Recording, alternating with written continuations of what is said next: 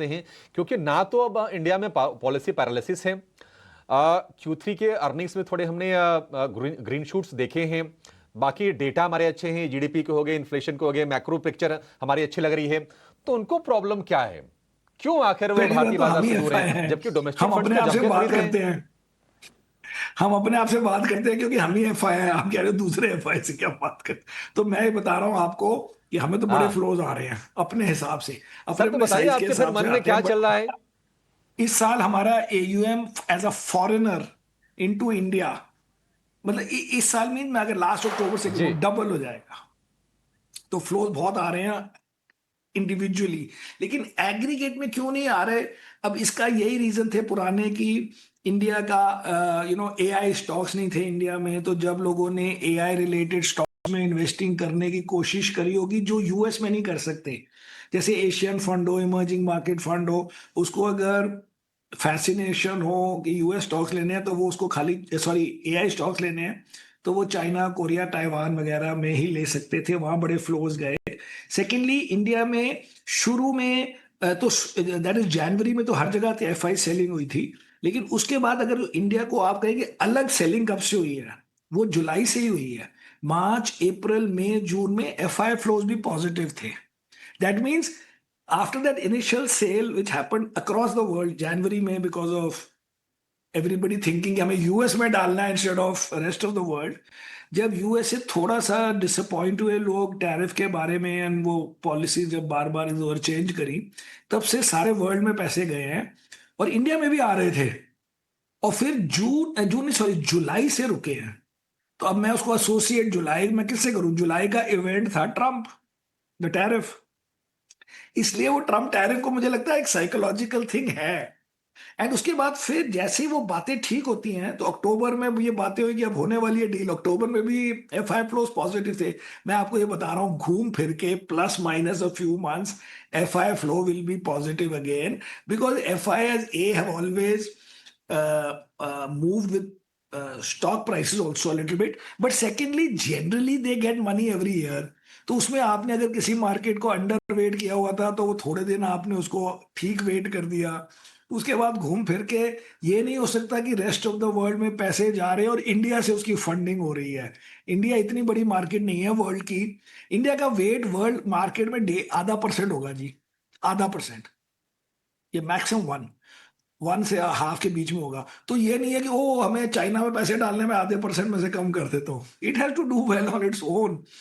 And emerging markets में हमारा 15% wait है और चाइना का आई थिंक 30 होगा, and rest of the world है। तो आप चाइना और इंडिया को दोनों साइमल्टेनियसली होल्ड कर सकते हो, क्योंकि आप कहोगे एक हमारा बड़ा चीप है और एक हमारी सेक्युलर ग्रोथ है, एक ने अंडर परफॉर्म किया है। ये सब कोई लॉजिक नहीं है, ये आराम से आ जाएगा। उसकी टेंशन बियॉन्ड अ पॉइंट नहीं करनी चाहिए, क्योंकि FIIs overall are still there. It's just a matter of एक साल इधर एक साल उधर।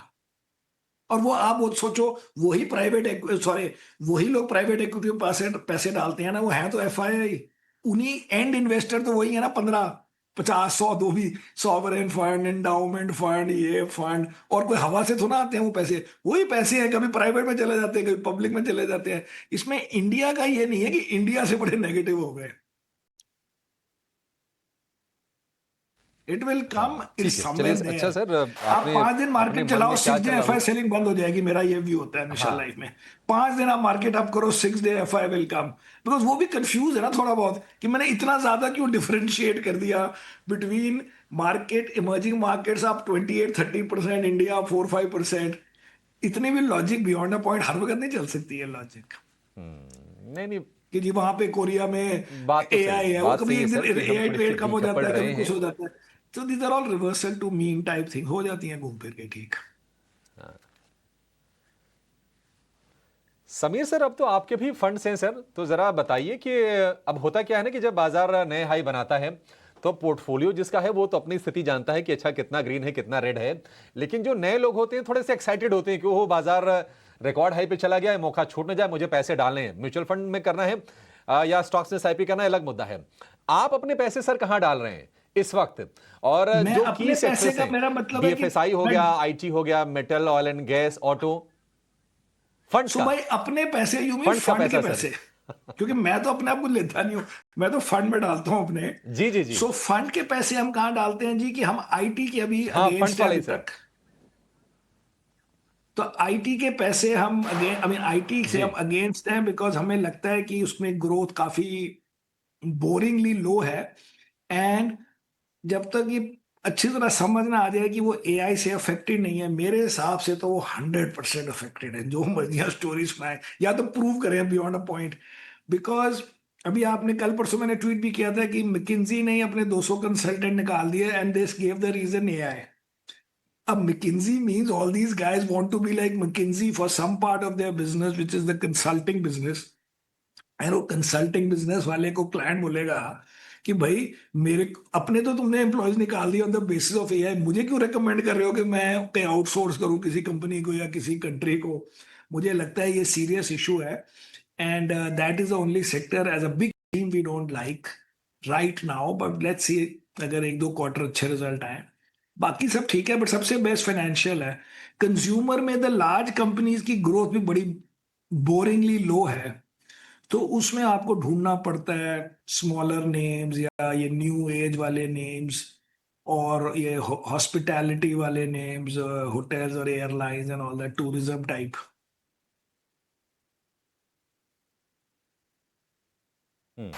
बिल्कुल।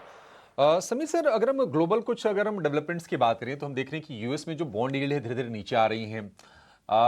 डॉलर भी हम देख रहे थे कि 100 के ऊपर चला गया था, इंडेक्स अब 99.5 जी। के आसपास का है। चाइना की बात करें तो वहां पर ऐसी बज़ चल रही है कि शायद एक स्टिमुलस आ सकता है प्रॉपर्टी सेक्टर के लिए। जापान में जिस तरह से इन्फ्लेशन के डेटा आए हैं, वहां भी चर्चा है कि वहां पर भी इंटरेस्ट रेट हाइक हो सकता है। तो इन ग्लोबल तमाम इवेंट्स के बीच में आप इंडिया के लिए पॉजिटिव्स क्या देख रहे हैं? इंडिया के लिए पॉजिटिव ये है कि अगर वर्ल्ड क्रैश नहीं बहुत हो जाता तो India doesn't care. India only cares अगर वर्ल्ड में कलैप्स हो जाए, तो फिर आप कहोगे कि सब इक्विटी मार्केट्स हैं, सबके एंड इन्वेस्टर्स फाइनेंशियल इन्वेस्टर्स हैं। अगर यूएस की मार्केट, एक्चुअली मुझे तो लग नहीं रहा कि यूएस मार्केट कोई गिरने वाली है, but I am saying if the world is up, normally we were always up, and actually हम आउट परफॉर्म करते थे। खाली इस साल से कंफ्यूजन हो गया, बिकॉज इंडिया ने इस साल मे बी 30 ईयर्स में इतनी अंडर परफॉर्मेंस नहीं करी। तो इसलिए ये साल हमारा थोड़ा अलग हो गया है, वरना हमारा सिंपल था कि अगर जी मार्केट बढ़ेगी तो हम बढ़ेंगे, चाहे कम बढ़े या ज्यादा। And mostly over long period हम ज्यादा बढ़े हैं। और अगर मार्केट गिरती थी तो पहले हम बहुत गिरते थे, बट इन रिसेंट ईयर्स हमारी बीटा बहुत कम हो गया है, बिकॉज ऑफ लोकल फ्लोज कह लें जो भी हो, एंड ऑल्सो बिकॉज हमारा करंट अकाउंट डेफिसिट काफी कंट्रोल में है। इसलिए beyond a point we don't have to worry about the world unless you think कि किसी भी रीजन से क्रैश हो सकता है। चाइना से हमें बियॉन्ड अ पॉइंट compete नहीं करना है। China going up, we can also go up, because that whole category of emerging market funds, Asian funds, international funds, if they do well because of China doing well, तो उनका aggregate portfolio बढ़ गया, उनको flows आते हैं।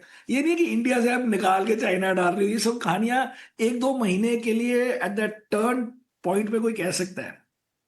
इसलिए generally we should wish कि सब मार्केट अच्छा अच्छा थोड़ा थोड़ा करें और हम उसे ज्यादा अच्छा कर लें। बट आई डोंट थिंक कि वो मार्केट्स क्रैश टाइप सिचुएशन में है, जिसमें फिर even if you do well not well and as an economy or as corporate earnings, फिर भी जी स्टॉक प्राइसेस गिर जाएंगी। इसलिए it's okay, but China itself is a very good investment I think.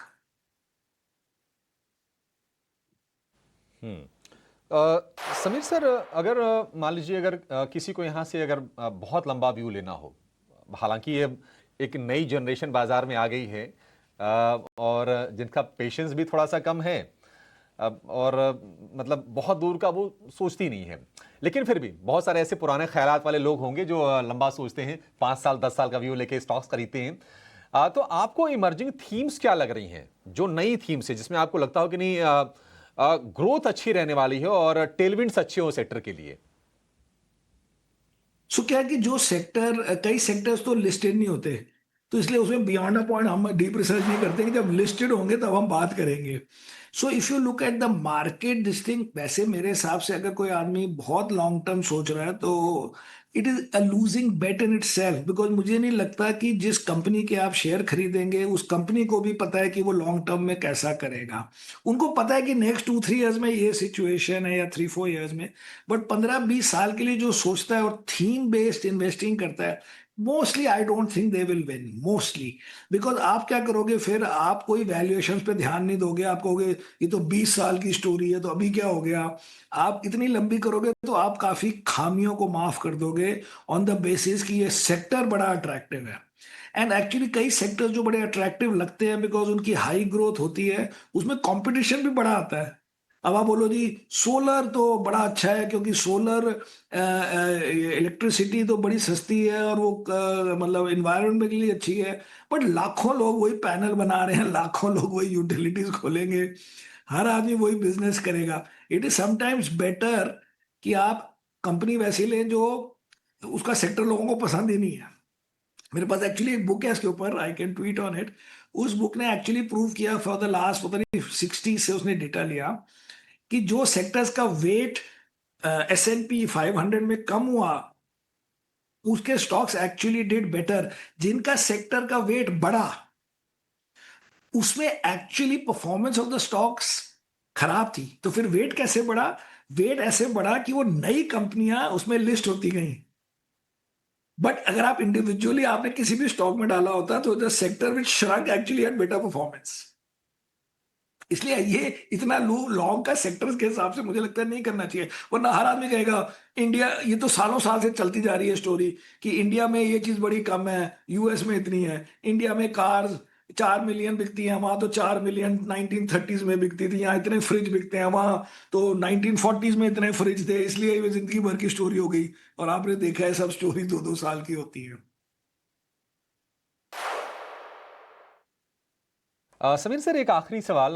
2025 लगभग लगभग अब महीने भर रह गए, खत्म हो जाएगा, और इसके साथ हम देखेंगे कि ये जो सदी जो चल रही है, इस सेंचुरी के मतलब एक क्वार्टर 25 साल निकल जाएंगे। आपने बाजार को हर फेज में देखा है, तमाम इवेंट्स के आप गवाह रहे हैं, साक्षी रहे हैं। जरा बताएंगे सर कि इन्वेस्टर बिहेवियर किस तरह से चेंज होता हुआ ऑफ लेट आपको दिखा है, क्योंकि नए इन्वेस्टर हैं जिनकी सोच अलग है। और कोई नई किताब अगर आप पढ़ रहे हो, जरा वो भी बताइए कि आप ज्ञान कहां से और इकट्ठा कर रहे हैं। बुक तो बता दूंगा, लेकिन मुझे लगता है कि एंड में ये प्रूव हो गया कि नए इन्वेस्टर भी बैलेंस्ड हैं। कैसे लगा? क्योंकि शुरू में जब ये 17-18 से फ्लोज बड़े जी। बड़े थे तो मैं भी बोलता था टीवी में और अपने लेटर्स में भी कि सबसे बड़ा रिस्क है कि ये जो नए इन्वेस्टर्स आ रहे हैं म्यूचुअल फंड में हमारे डोमेस्टिक मार्केट में, वो मार्केट गिरते ही कहीं उसको उल्टा ना कर दें कि they panic and they sell a lot. तो ऑल्दो अभी तो अच्छा लग रहा है क्योंकि उनके फ्लोज आ रहे हैं, लेकिन बैड मार्केट में वो क्या करेंगे, क्योंकि वो नया नया फेज था और मुझे लगता था कि इससे रिस्क बढ़ जाएगा। लेकिन इस साल का आप देखें कि इस साल मार्केट ने या म्यूचुअल फंड ने या इन्वेस्टर्स ने कोई पैसे नहीं बनाए हैं। एक बार बीच में 22 में भी ऐसे ही हुआ था। एंड जनरली लोग इन्वेस्ट करते रहे, आइदर बिकॉज उनके 5 ईयर रिटर्न अच्छे थे या 3 ईयर रिटर्न अच्छे थे, या उनको ये समझ आ गई है कि this is part and parcel of the game. तो एक्चुअली ये बिल्कुल बुरी बात नहीं है कि ये कैसे उन्होंने बिहेव किया है। उन्होंने एक्चुअली क्वाइट मेच्योरली बिहेव किया है। एंड हम म्यूचुअल फंड में हैं तो हमें भी नजर आता है कि जिस दिन मार्केट गिरती है उस दिन बल्कि फ्लो 20-25% बढ़ जाते हैं, जो डेली फ्लोज आते हैं ना हमारे बिजनेस में। तो अब तो आई कैन सी डायरेक्टली कि रियली द पब्लिक, चाहे उसमें नए इन्वेस्टर ही होंगे जितने भी, न्यू पता नहीं न्यू एंड ओल्ड का मिक्स जो भी है, but they are not behaving like young people. उनको 30% रिटर्न नहीं मिलेगा तो वो छोड़ देंगे, जो 1-2 साल लगा था ये situation. I think very good and very balanced. तो बुक जी मैंने लास्ट कंप्लीट करी है 1929, जो ठीक है बुक। पहले मुझे लगता था कि बहुत अच्छी निकलेगी, बट ठीक है, फिर भी पढ़ सकते हैं लोग जो हिस्ट्री पढ़ना चाहते हैं यूएस की। कि 1929 में जो ग्लोबल फाइनेंशियल क्राइसिस और डिप्रेशन हुई थी उसका क्या कैसे हुई, क्या हुआ। तो उसमें एक इंटरेस्टिंग स्टोरी है कि प्रेसिडेंट ने कहा कि पैनिक वर्ड मत यूज करो because panic looks like a bad word. तो उन्होंने यूज करना शुरू कर दिया depression. Then depression became a very bad word and depression से और डिप्रेस हो गए लोग। पैनिक तो उनको लगता था जी कि जी वन जी। ऑफ हुआ है, एंड पैनिक में लगता था कि यू नो हो गया है, लेकिन it's not really that fundamental. और डिप्रेशन बिकेम, ऐसी ऐसी स्टोरीज हैं। बट अगर आपने डरना है तो आप डर भी सकते हो, क्योंकि वाइल इट वाज फॉलिंग, कैसे लोग बुलिश बातें करते थे। टीवी नहीं था, नहीं तो मैं भी उस वक्त बुलिश बातें कर रहा होता कि नहीं नहीं गिर गई 20%, नॉट टू वरी। अभी तो ये हमारी कार सेल हो रही है, रेडियो सेल्स हो रही हैं, वहां पे नई टेक्नोलॉजी आ रही थी, और जीडीपी भी ठीक थी, और ये हो गया, न्यू एज चीजें हो रही हैं, लेकिन मार्केट गिरती गई। तो डरना है तो डर भी सकते हैं। अब मैं ज्यादा डरा नहीं, but it's an interesting book. नहीं सर, डरना क्या है? अब तो मतलब आपको आपके अपने साथ साथ तमाम जो म्यूचुअल फंड के इन्वेस्टर्स हैं उनका भी ख्याल तो आपको रखना है। तो ये बुक उनका ही मतलब ख्याल आपने जो रखना है जी, रेकमेंड उनके किया, ख्याल से हमारा ख्याल अपने 1929 आप हो एंड्रयू जाता है। Ross Sorkin. हाँ, मैंने कहा ये भी है म्यूचुअल वाइस फंड का, वर्सा। बहुत मैं कह रहा शुक्रिया था सर, जी, ऑलवेज प्लेजर।